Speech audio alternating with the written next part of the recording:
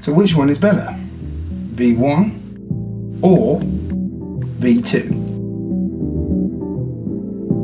I really don't know. Let's find out. For the record, you ain't trying to grow, then it's done for you. For the record, lab on me going all the way. For the record, ain't trying to link, no time to waste. For the record. So welcome back to Tie Kicks for another week. The simple answer to that question is, when it comes to aesthetics, that's personal preference. But when it comes to improvements, the V2 100% has been improved over the original. So this is really a review of the V2 Static. It's the first colorway in the 700 V2 line, and I'm going to be going through a couple of points, basically comparing it between the V1 model, and I've got the Wave Runner. I didn't pick up the Mauve, but the Mauve and Wave Runner are the same version. And we're going to be seeing a lot more V2s and we're going to be seeing a lot more V1s going into 2019. So I thought I'd give people who don't know the differences between the two an opportunity to find out what's going on. So the V1 version of this shoe was probably one of the biggest hype Yeezys of 2018, and even though it had an original release over in the US a little while back, this shoe took a long time to get to UK shores. Now I did a review on this last year, and it's well worth going to check that out. You'll be able to click on the link above and be able to have a look at it. It's a full in-depth review, and you can have a look at all the info regarding materials, fit and feel of the V1 Wave Runner. But what we're going to go through with the V2 is what have they changed other than obviously what you can see aesthetically, and is it a better shoe in general for wearing? Let's find out. So I picked up the Yeezy V2 700 from Offspring, and shout out to those guys for sorting out this amazing pair. It's a really clean looking pair as well, and obviously you can see differences from the V1, i.e. the biggest change is the amount of 3M on this shoe, with the huge 3 stripes kind of waving over the side of the shoe. We've got some different types of detailing on the overall shoe's sort of upper, with some really nice additions in terms of materials.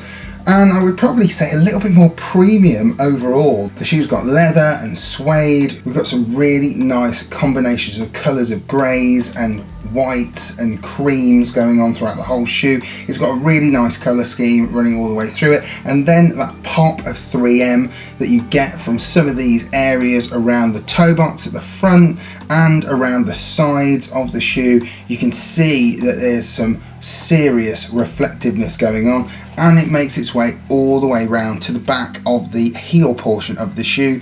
The design on the upper is totally different really from the original version. There's a totally different shape to the back of the shoe. Now there are some mesh material areas. Some people have believed that these are prime knit zones through the toe box and through the side of the shoe, but as far as I'm aware it feels more mesh. It doesn't have that stretch that you would get from prime knit.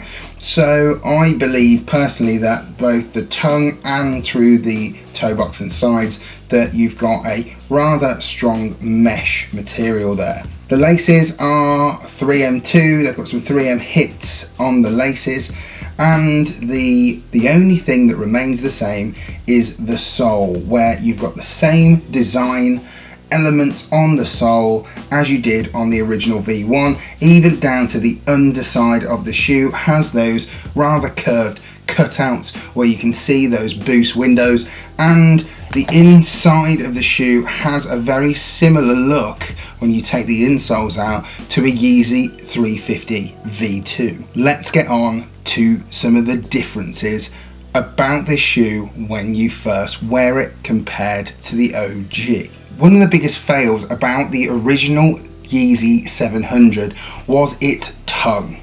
Now the tongue here always did this. Whenever I would wear it for literally a second, it would just turn on its side continuously, driving me insane. It was one of those really frustrating things where you'd see this tongue just permanently turning to the side, driving me insane. And I'd always wear it and the tongue would end up looking a little bit like this. just skewed to the side, constantly correcting the tongue straight, and then my foot would move a little bit as I'd walk and it would turn again. That has been improved on the V2, where the inside of the tongue has been attached to the sides, which means no more side movement action anymore, and that really is a massive improvement in my mental state of mind wearing a Yeezy 700.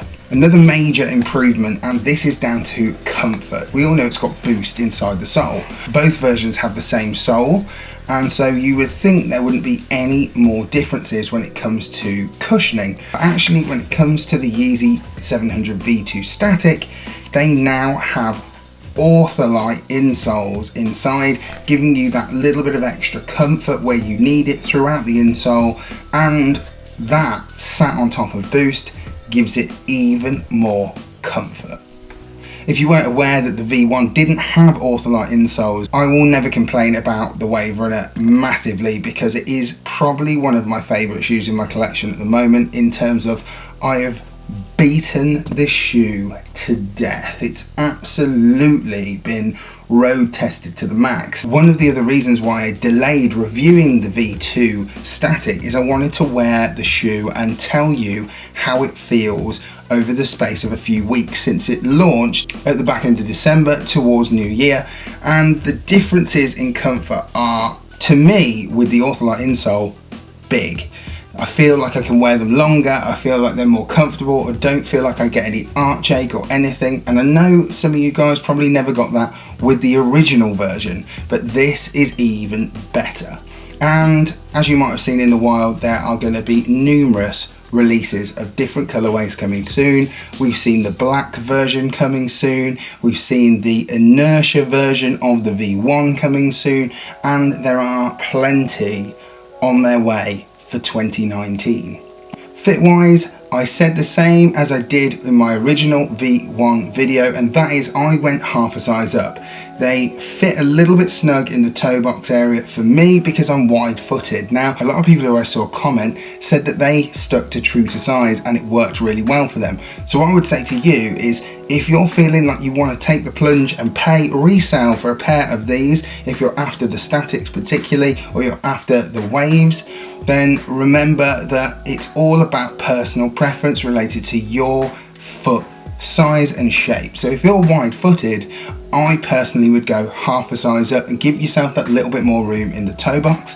If you aren't, then maybe stay true to size, but you would know what you fit when it comes to a Yeezy. There was one strange thing that I failed to mention about the Yeezy 700s and the two differences in the boxes. If you own the V1 version of the Yeezy 700 Wave Runner, then this is the box it came in, which is obviously Yeezy 700, UK 9.5 on the box label, and it's an Adidas performance shoe.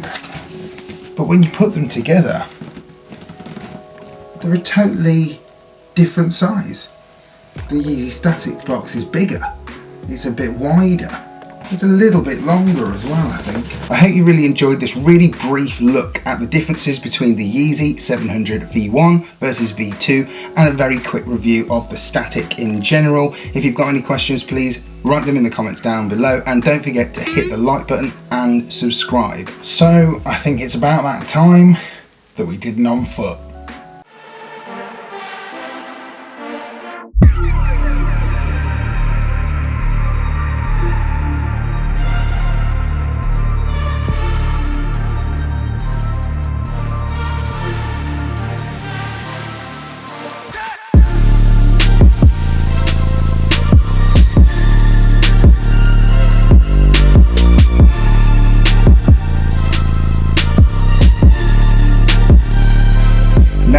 To finish off the video, I've got an amazing announcement coming at the beginning of February. This is really important because to me it feels like I have an opportunity to give back to you guys, the people who watch my YouTube channel and follow me and always are making me strive to do better content.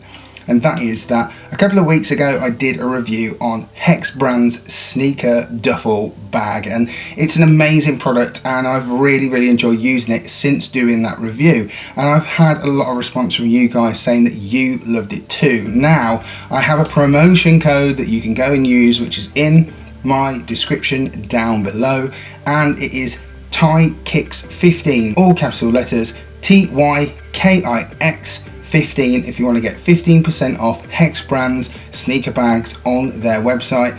And also the big news, I will be doing a Hex Brand giveaway for one of their amazing sneaker duffels that can fit up to 5 pairs of sneakers in their bag.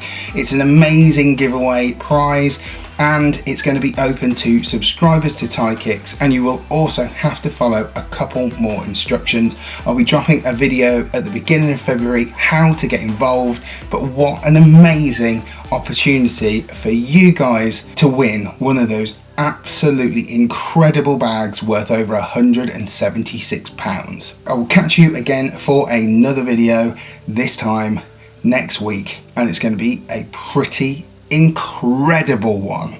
See you later.